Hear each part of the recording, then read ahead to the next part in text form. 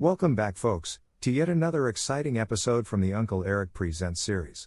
Today's episode is from the classic The Adventures of Philip Marlowe Private Eye series, and is titled Life Can Be Murder. The Adventures of Philip Marlowe was a radio series featuring Raymond Chandler's private eye, Philip Marlowe. It first aired in 1947 on NBC Radio under the title The New Adventures of Philip Marlowe, with Van Heflin playing Marlowe. This exciting episode is brought to you by BoomerFlix.com. At BoomerFlix, you can watch thousands of the old classic television shows, classic horror movies, classic westerns, and the oldies music you grew up with. Give BoomerFlix.com a visit and take a trip down memory lane.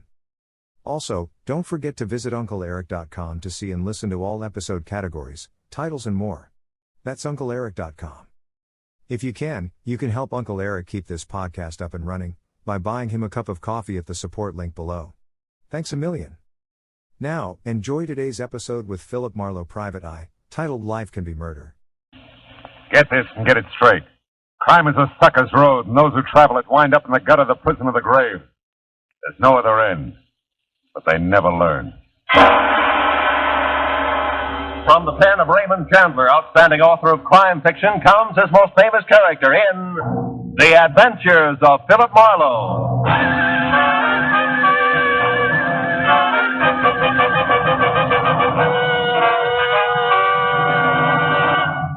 Now, with Gerald Moore, starred as Philip Marlowe, we bring you tonight's exciting story, Life Can Be Murder.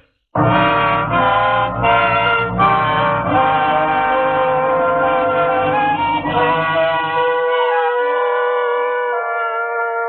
sign in the half-light above the entrance reads, Bells Trifle Inn.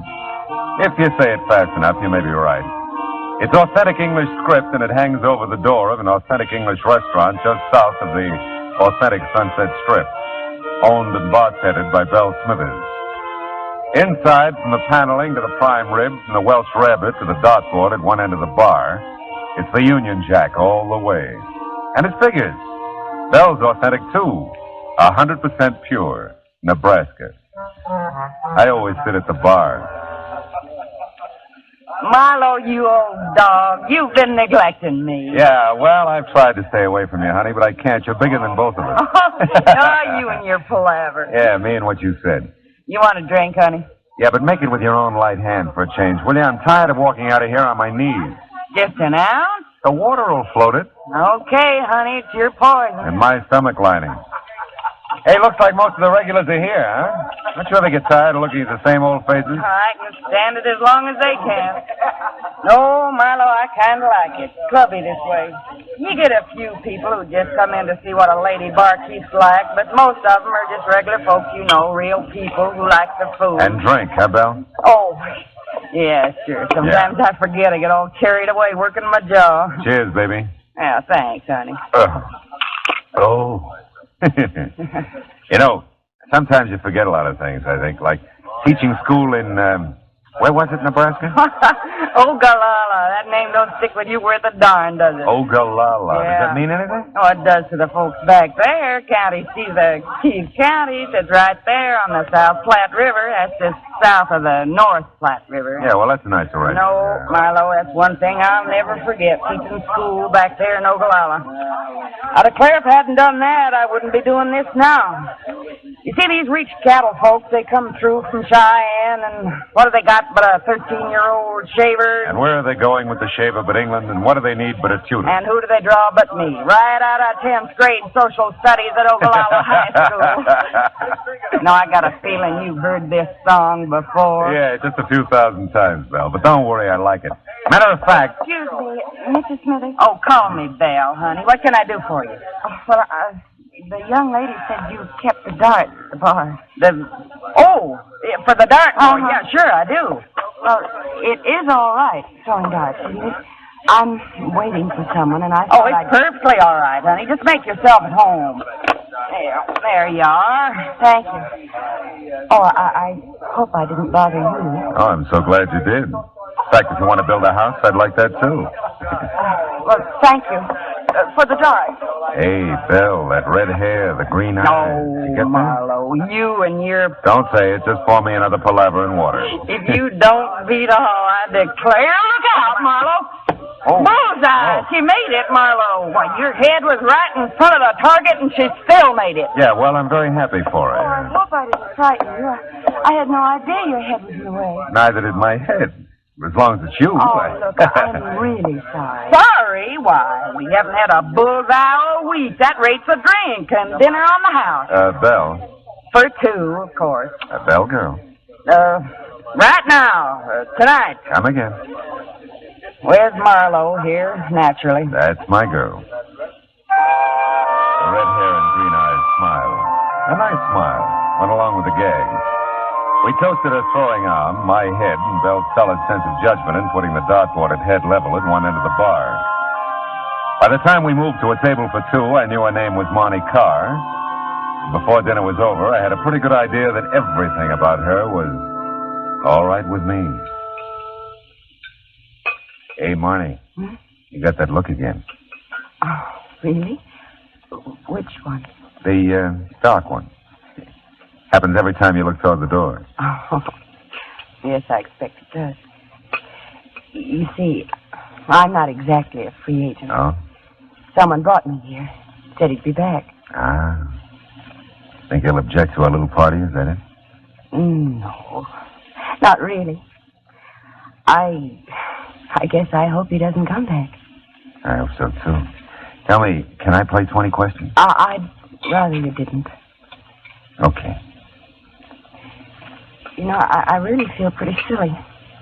It's so easy being with you. Oh. Like I've known you a long time, and I practically picked you up. You know, I've never done a thing like that in my life. Yeah, well, Belle picked us both up. I wouldn't worry about it. I don't think you even heard me. It's very important to me that you know I've never picked anyone up. Sure. I believe you. You know what I mean, then? Mm-hmm. It's like I'm doing something wrong, and I should feel guilty about it. But I don't. Oh, dear. I'm not making any sense at all, am I?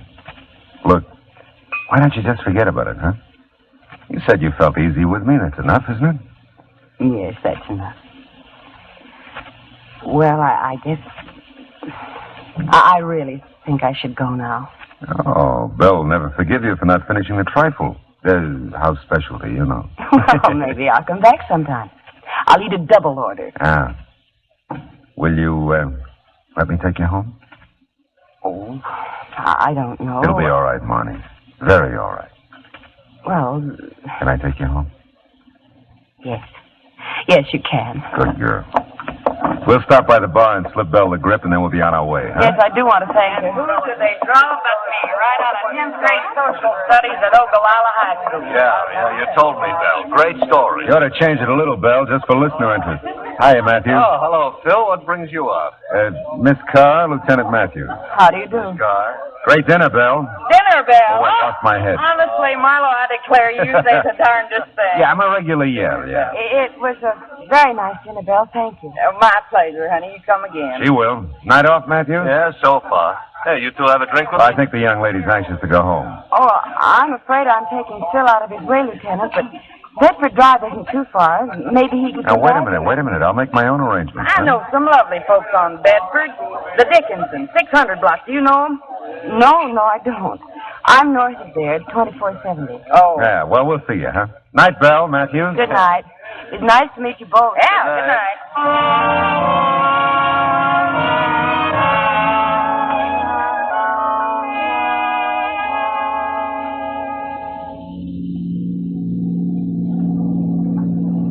Turn right at this corner. It's the last house on the road. Oh. Say, Marnie, can we do this again? Oh, I don't know, Phil. Are you usually at Bell's in case I get the urge to throw darts again? Yeah, well, I also have a home, and I'll get a dartboard. Let's keep it at Bell's. Maybe later sometime I'll... Oh, wait a minute. This What? is the house. Oh. Hey, looks like you got company. Car in the driveway. Yes, I see it. I wonder... The guy who was supposed to come back and didn't? I'll say goodnight here, Phil. Don't bother coming to the door. Oh, now, look, I think I mean it. Well, maybe I'll see you at Bell's again. Don't call us. We'll call you. Is that it? That's it, Phil. Thanks. I liked it. Great work, Marlowe. So crazy about you, she's running the other way. Paul, what on earth are you doing there? The light's back. Who's watching? Never mind, Paul. Let's go inside. Good night, Phil. Thanks again.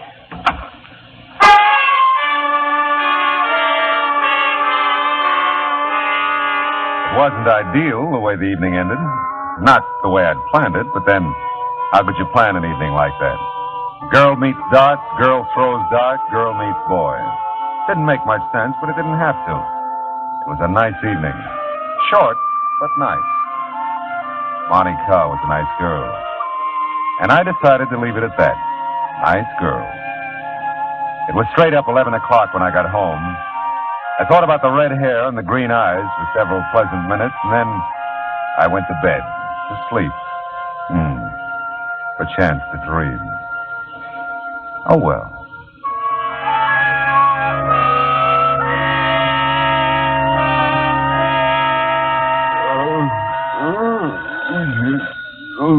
Oh.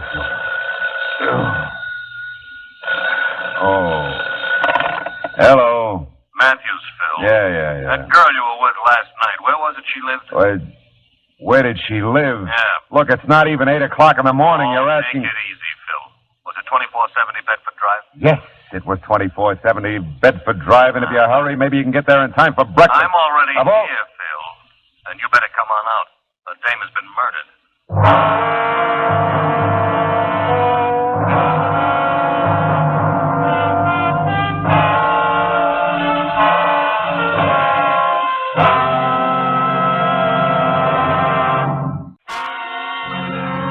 And now with our star, Gerald Moore, the second act of Philip Marlowe, and tonight's story, Life Can Be Murder.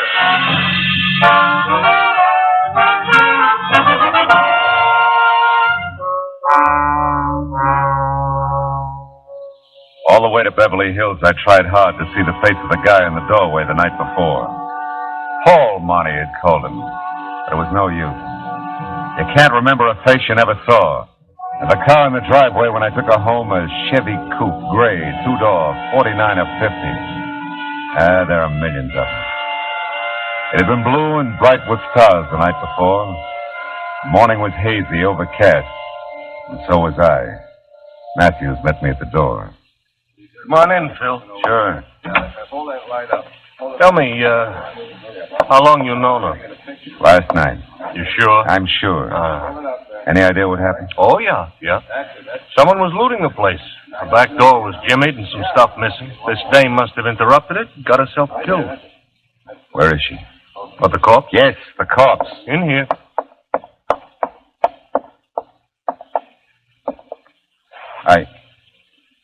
Hey, that's not Marnie. Did I say it was?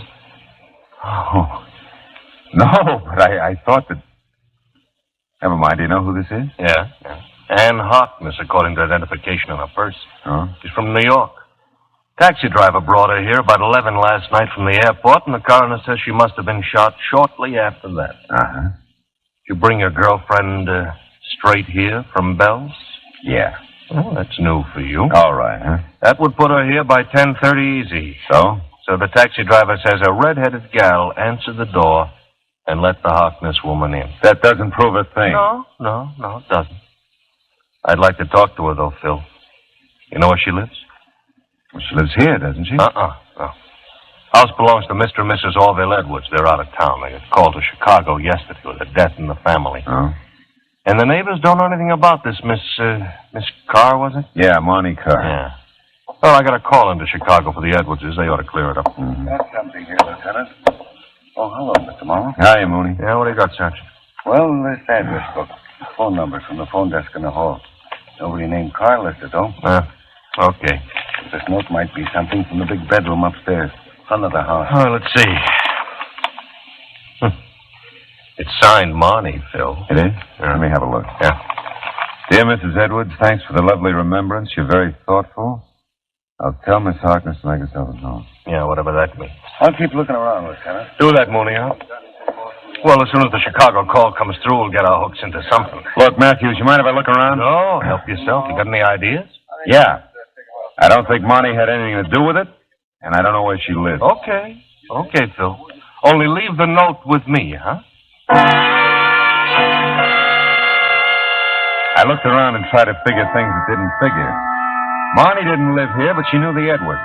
That is, she knew Mrs. Edwards, and she addressed her as Mrs. Edwards and signed herself Marnie. Maid, maybe, huh? Paul could have been anybody. And I wanted to find Marnie before I took up the matter of Paul with Matthews. Upstairs, by the phone in the master bedroom, I found something Sergeant Mooney had overlooked. Another address book, smaller, with phone numbers. I flipped through it. There was nothing under C for car, but under M for Money, there was a Crestview number, but no address. I decided to take the book with me. Oh, you still here, Phil? Yeah, just leaving. Oh, look, hey. What? About that car girl. Yeah? She may be the sweetest kid in town, and she may be a killer. You never know. Thanks for the tip. And, I didn't call you to get in my way, Phil. If I find her, I'll tell you. Fair enough? Yeah, fair enough. Just don't get lost finding her.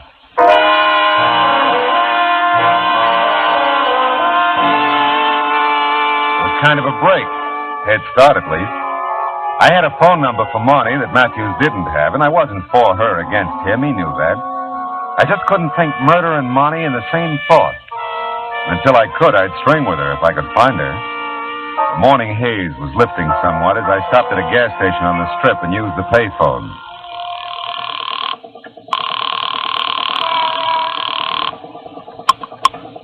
Mr. Felix's, good morning. What'd you say this was? This is Mr. Felix's beauty salon. Oh, is Marnie there, please? I'm sorry. Miss Marnie's not in today.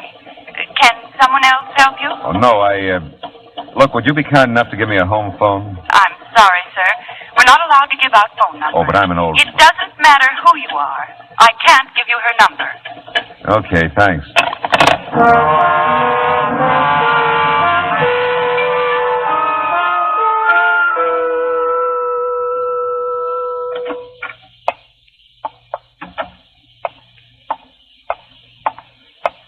May I help you, sir? I just talked to you a few minutes ago on the phone about Marnie. I told you then. I tell you now, we are not permitted to give out numbers.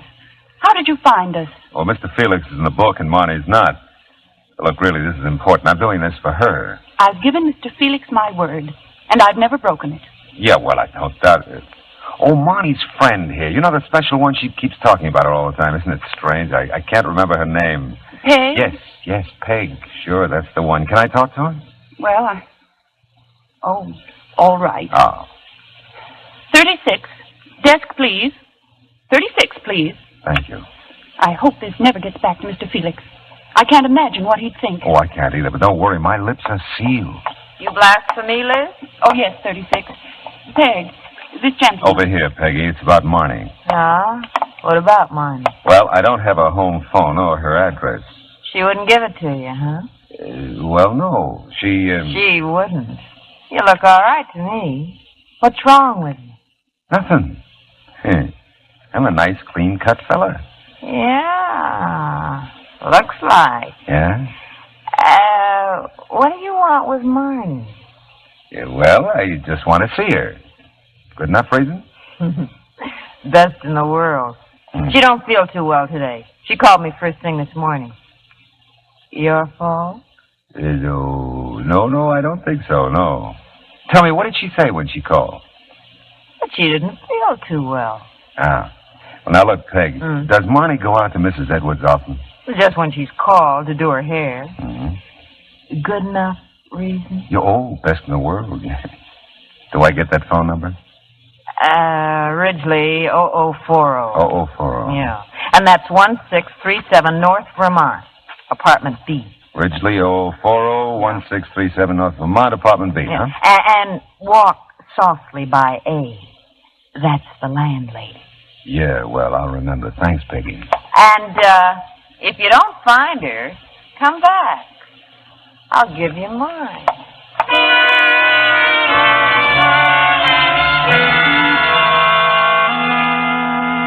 Peg was something of a prophet. Among other things. Well, there was no answer to my knock at 1637 North Vermont, Apartment B, and no answer to the phone call I placed in the lobby. So I quit walking softly by Apartment A, knocked there, and the doorway was suddenly filled with a solid block of granite. Yes, I'm a landlady, but if she don't answer the door, it makes sense to me. She ain't in. Well, have you seen her this morning? Ain't seen her since she went to work yesterday morning. Ain't seen him either. Her husband? Husband? Young man. Even if I knew, I wouldn't tell you.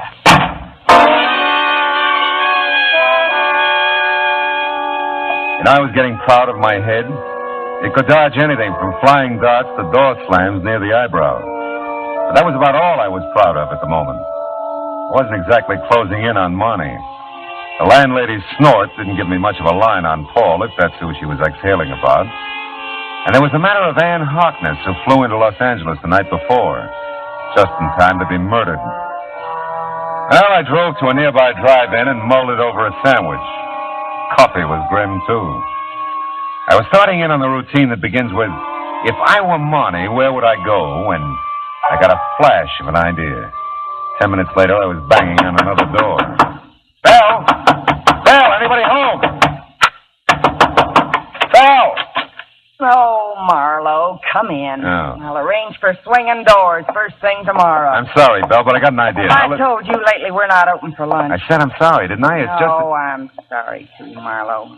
Guess I'm kind of off my feet today. I All right. declare you ought to see what that butcher sent me in the name of prime rib. And Charlotte Bell. Hall said she'd floundered like a beached whale all night, bad tooth. Bell, will you run down? And when I got here, this was here for you. Oh, let's see. Someone shoved it under the door, I guess. At least that's where I found it. Mm-hmm. Well, land of Goshen, come in. You get enough people, we'll put on a floor show. You have been a busy boy, Phil. Hiya, Bill. Make yourself at home, Lieutenant. I got work to do. If you know that, you also know I'm getting nowhere. Yeah, maybe. Hey, listen. Huh? You've been tailing me, Matthews? Tailing you? Yeah, that's what no, I said. No. Just the boy's been going the same place as you have. Ah. A little bit later all the way around, and along about the second stop, the description began to fit you. It did. Well, now, look, tell me, how did your phone call to Chicago come up? Oh, we found out where your Monte car fits in. Oh? Yeah? That Harkness dame was a friend from New York who came to call on the Edwardses. Uh-huh. And they tried to intercept her when they got the call about the family death in Chicago. Mm-hmm. Only they couldn't reach her. Now, your Marnie told Mrs. Edwards she'd stick around the house and wait for the Harkness dame. Is that all? Well, they described some of the stuff that might be missing. We checked, and it is. It is, huh? Yeah. Tell me, how do you figure Marnie by now? How can I figure her, Phil? She's missing. Yeah. Yeah. She is missing, isn't she, Phil? I said if I found her, I'd tell you. You remember? Oh, yes. I remember, Phil. I just want to make sure you do.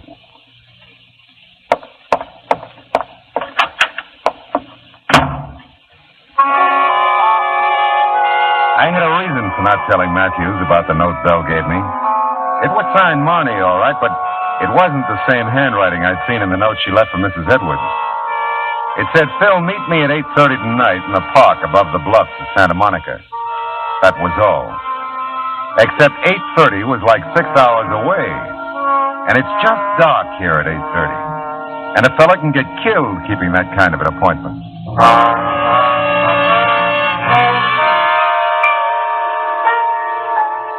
You ever wait 6 hours for something to happen?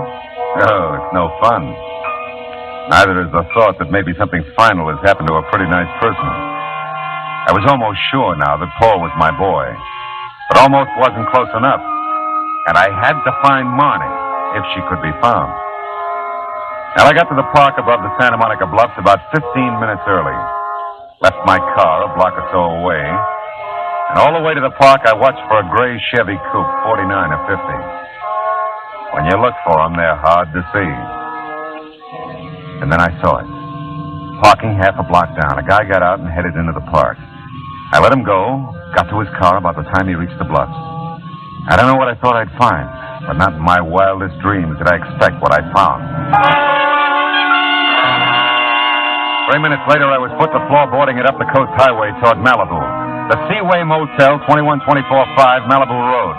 That's the way the parking ticket I lifted from under the windshield wiper on the Chevy wrecked. And that was good enough for me. I hit 2 wrong doors before I found the one I wanted, and I had to spring the lock. Monty. Plays rough, doesn't he? Here. I'll untie your wrists. Knows he can get away with it. Phil, I've been such an idiot.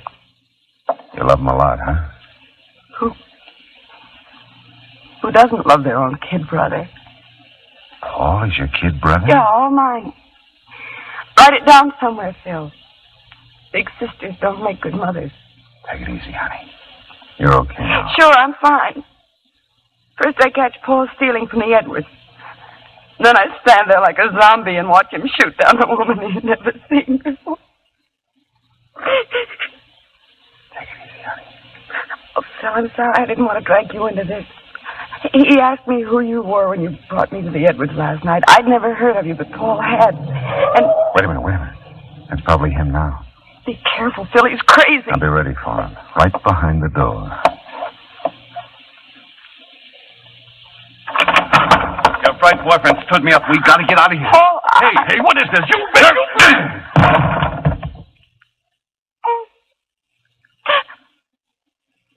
Oh, Phil. He's just a kid. Yeah. Just a kid.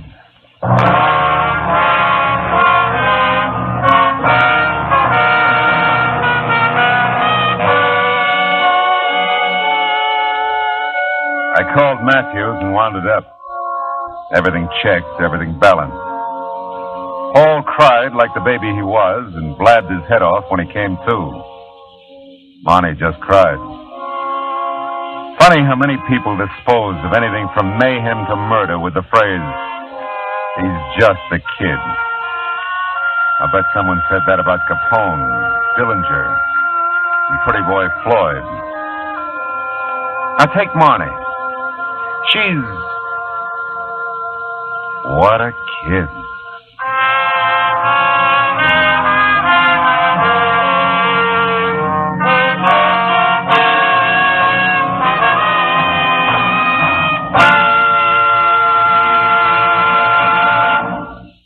The Adventures of Philip Marlowe, bringing you Raymond Chandler's most famous character, star Gerald Moore, are produced and directed by Norman MacDonald and written for radio by Kathleen Height. Featured in the cast were Virginia Gregg and Joan Banks, with Paul Dubov, Jim Nusser, June Whitley, Shirley Mitchell, and Marjorie Bennett. Detective Lieutenant Matthews was played by Larry Dobkin. Gerald Moore may soon be seen in the Santana production, Sirocco. The special music is composed by Pierre Garrigank and conducted by Wilbur Hatch.